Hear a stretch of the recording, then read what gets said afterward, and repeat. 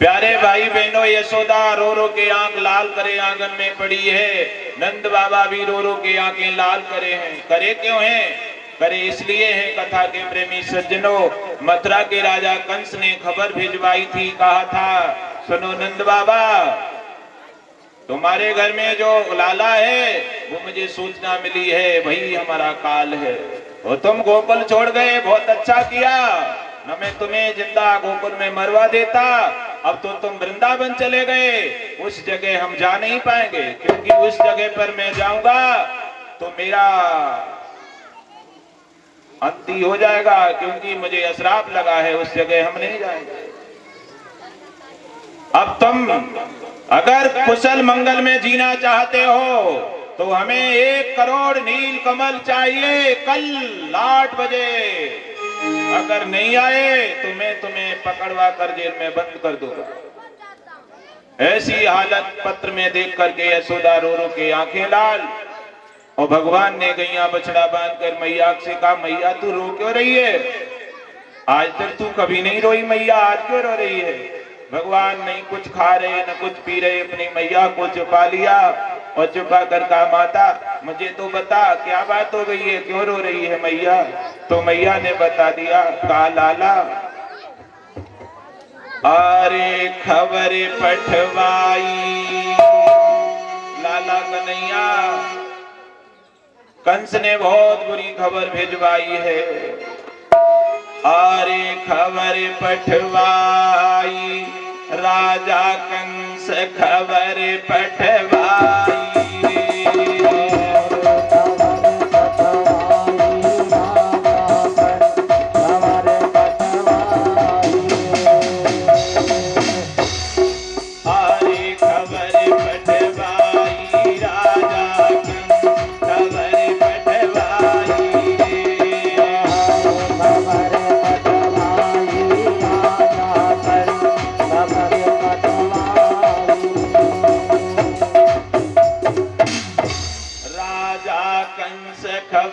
पठवाई नील कमल देव भिजवाई,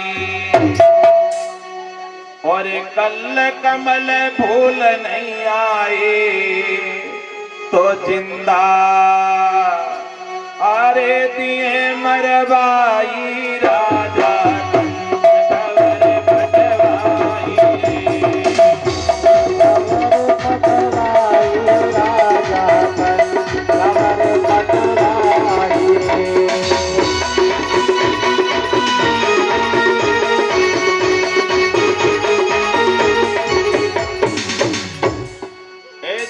सुनकर भगवान ने कहा, मैया बस इतनी बात पर रो रही हो तुम, रोना धोना बंद करो। माँ मुझे माखन मिश्री दो, मुझे भूख लग रही है। उस दिन हम जंगल में गैया बछड़ा चरा के आए हैं।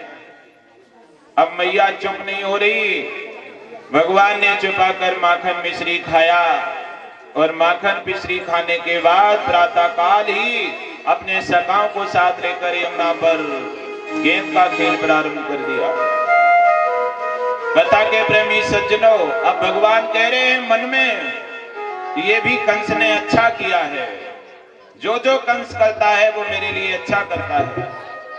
अगर पत्र नहीं आता तो मैं यमुना में नहीं जाता, और यमुना में हमें बहुत जरूरी जाना है, क्योंकि यमुना का जल पी के गैया बछड़ा मर रहे हैं हमारे रोज। पक्षी जल पी लेते हैं तो पक्षी मर रहे हैं। क्यों मर रहे थे बहन भाइयों? यमुना का जल पी करके गैया बछड़ा मर जाते थे, पक्षी मर रहे थे उस समय, इसलिए मर रहे थे। उस यमुना कुंड में वहां पर एक बहुत विशाल पराक्रमी कालिया नाग रहता था, और जब वो सांस लेता था तो उसका विष पूरे जल में मिक्स हो जाता था। जो भी पीता था परमधाम चला जाता था। और जब ऊपर आता था कालिया नाग और मुंह खोलता था तो उड़ता हुआ पक्षी खींच लेता था। भगवान ने कहा ये मौका मिला अच्छा। खेलते खेलते गेंद का खेल भगवान ने गेंद यमुना में फेंक दी। यमुना में गेंद गई, दामा से झगड़ा हो गया। दामा बोला मेरी मैया ने बहुत मेहनत से गेंद बनाई है, मुझे गेंद दो। दामा ने कहा मुझे मेरी गेंद चाहिए। भगवान ने कहा कोई बात नहीं भैया, तुम्हारी गेंद देंगे। राजा परीक्षित से कहा, सुखदेव मुनि ने, भगवान ने विलंब नहीं किया, सीधे यमुना में प्रवेश हो गए। बलराम भैया रोकते रहे, रुक जाओ कन्हैया, यमुना में मत जाओ, यमुना का जल विषैला है। सब रोकते रहे, रुके नहीं भगवान, सीधे यमुना में चले गए। यमुना में क्या देखा? यमुना के अंदर जाकर देखा कालिया नाग सो रहा, उसकी नाग पत्नियां जग रही हैं। नाग पत्नियों को देख करके भगवान ने कहा, मैया मैया तुम्हें मेरी गेंद मिली है? नाग पत्नियों ने कहा हाँ गेंद तो मिली है, तुम कहां से आए हो, कौन के लाला हो, तुम बहुत अच्छे लग रहे हो, बहुत सुंदर हो, इसलिए हम तुमसे कुछ नहीं कह रहे हैं, तुम चुपचाप अपनी ये गेंद लो और अपने लौट जाओ घर को, अगर मेरे पति जग गए तो तुम्हें खा लेंगे। अब भगवान हंसकर बोले, मैया तुम अपने पति को दर्शन करावो, हम उनके लिए तो आए हैं, जगाओ। नाग पत्नियां भगवान की सुंदरता देखकर भगवान को वापस कर रही हैं, लेकिन भगवान नहीं लौट रहे हैं। जब उन्होंने नहीं जगाया तो भगवान ने स्वयं सीधा पग टच किया और जैसे ही नाग जगा, तमाम फन वाला नाग भगवान पर चिपट गया और भगवान को उसने जकड़ लिया। कथा के प्रेमी सज्जनों, जब नाग ने भगवान को जकड़ा तो भगवान ने विलंब नहीं किया, भगवान ने तुरंत नाग को नाग कर उसके फन पर खड़े हो गए। विशाल आक्रमण हुआ भगवान का और कालिया नाग का जल में। इधर ग्वाल बाल सब रो रो के बुरा हाल यमुना पर करे हैं। सूचना नगर में पहुंच गई। यशोदा नंद बाबा सब यमुना पर आ गए। माताओं बहनों भाइयों, यमुना पर देख करके बहुत गलत स्थिति में सब पड़े हैं, रो रो कर हाल बेहाल है। और इधर भगवान श्याम सुंदर ने कालिया नाग को मारना चाहते हैं। तैसे ही उसकी पत्नियां ने कहा, बेटा तुम्हें याद है कुछ? बोले क्यों? कि जब तुम आए थे तो हमसे तुमने कहा था मैया मेरी गेंद आई है, तुमने मुझसे मैया कहा है, अब माँ कह करके बेटा मुझे विधवा मत कर दो। हाथ जोड़कर नाग पत्नियां खड़ी हो गई। तो नाग पत्नियों की बात मानकर भगवान ने नागराज को छोड़ दिया और नागराज ने भी जान लिया कि मुझे कोई नहीं हरा पाएगा। पृथ्वी पर अवतार भगवान का हो गया। नील कमल पुष्प तुड़वाए और नील कमल पुष्प तुड़वाने के बाद स्वयं कालिया नाग गट्ठर को बांधकर ऊपर आया और लाकर के पाल पर रख दिए। भगवान भी निकल आए, भगवान को देखा जीवित। सब बलराम दामा श्री दामा मनसुका छदा में मैया बाबा मगन नील कमल देखे और खुश हो गए। और अंत में राजा परीक्षित भगवान कालिया नाग से ये भी कह दिया कि तुम यमुना में मत रहना, मेरी यमुना का जल विषैला कर दिया, तुम यमुना से चले जाना। कथा के प्रेमी सज्जनों, कालिया नाग ने मना किया था, हम यमुना नहीं छोड़ेंगे, अगर हम यहां से चले गए तो हमें हमारा भाई खा लेगा।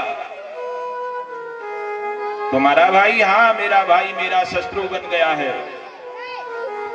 गरुड़ पावन बेला में मानवर जी दान दक्षिणा से सम्मानित करके गए। ध्यान रखना, आप ध्यान योग की बात आई है।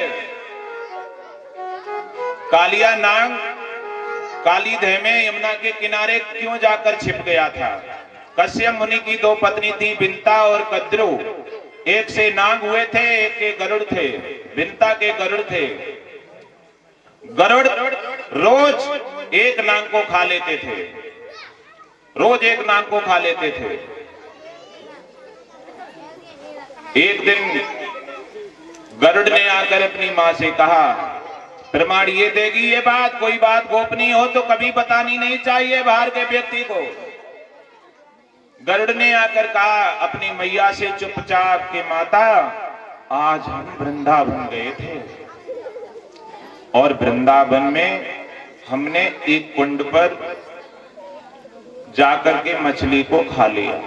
हमने मछली खाई और वहां तब तक शौहर नाम के ऋषि आ गए। ऋषि ने मुझसे कहा तुमने यमुना पर मछली खाई है, तुमने हत्या की है मछली खा करके, और वो भी यमुना की मछली। मछली कभी मत खाना बहन भाइयों, मीट मत खाओ। मांस मांस सब एक है, क्या बकरी क्या गाय, जो भी इसको खाएगा घोर नरक में जाए। शुद्ध शाकाहारी बनो।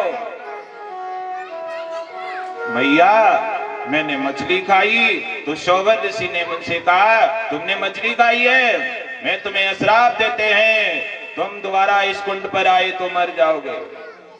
ये बात सुनकर के माता बोली तो तुम उस कुंड पे मत जाइयो। गरुड़ बोले माँ अब हम कभी नहीं जाएंगे। ध्यान रखना ये बातें कालिया नाग ने सुन ली। कालिया नाग ने ये बातें सुन ली सब। कालिया नाग ने कहा रोज गरुड़ मेरे एक भाई को खा लेते हैं, एक दिन मुझको भी खा लेंगे। तत्काल अपनी पत्नियों को लिया और जाकर उसी कुंड में घुस गया। कहा यहाँ कभी गरुड़ नहीं आएंगे। प्यारे भाई बहनों, इसलिए कालिया नाग उस कुंड में गया था। अगर वो बात नहीं सुन पाता तो नहीं जाता। इसलिए गोपनीय बात कभी ओपन नहीं करनी चाहिए, करनी चाहिए तो चुपचाप करनी चाहिए जो दूसरा ना सुन ले। प्यारे भाई बहनों, भगवान ने कालिया नाग को और गरुड़ को बुलवा करके, गरुड़ कोई दूर नहीं है, भगवान की सवारी है, गरुड़ को बुलाकर दोनों में समझौता करा दिया और कहा सुनो नागराज तुम यमुना खाली कर दो, तुम चले जाओ रमणद्वीप के लिए। कालिया नाग ने बात मान ली, यमुना का जल निर्मल बन गया। अब गैया बछड़ा जलपान करने लगे और भगवान ने गट्ठर उठाया, पाल पर आए, तब तक संध्या हो गई। संध्या हो गई तो भगवान कहाँ गए? अपने घर नहीं गए। प्यारे भाई बहनों वहीं रुक गए। यमुना पर ही सब ब्रजवासी रुके हैं। देखते देखते वन में आग लग गई, पूरे वन में आग लग गई। पूरा बल धू धू धू धू करके चलने लगा। वो आग नहीं थी, कंस का भेजा हुआ बवंडर था। भगवान ने देखा अब गैया बछड़ा कोई नहीं बच पावेगो, ना यहाँ कोई लाला बच पावेगो, ना यशोदा बच पावेगी। भगवान ने मुंह खोला और मुंह खोलकर सारा अग्नि भगवान पी गए। ये दावानल कथा है भगवान भागवत की 10वें स्कंद की कथा के प्रेमी सज्जनों, किसी ने नहीं जान पाया। प्रातः काल भगवान अपने यहाँ आ गए। 8 बजने से पहले ही नील कमल पुष्प मथुरा भिजवा दिए। कंस की सभा में पुष्प गए तो कंस समझ गया, पूतना गई, शक्तासुर गया, त्रिटासुर गया, भौमासुर गया, बकासुर गया, सब मारे गए, लौट कर नहीं आए। नील कमल यमुना से लाना बहुत कठिन था, वो भी आ गए। अब हमें खूब लग रहा है एक दिन हमारा भी काल आ जाएगा।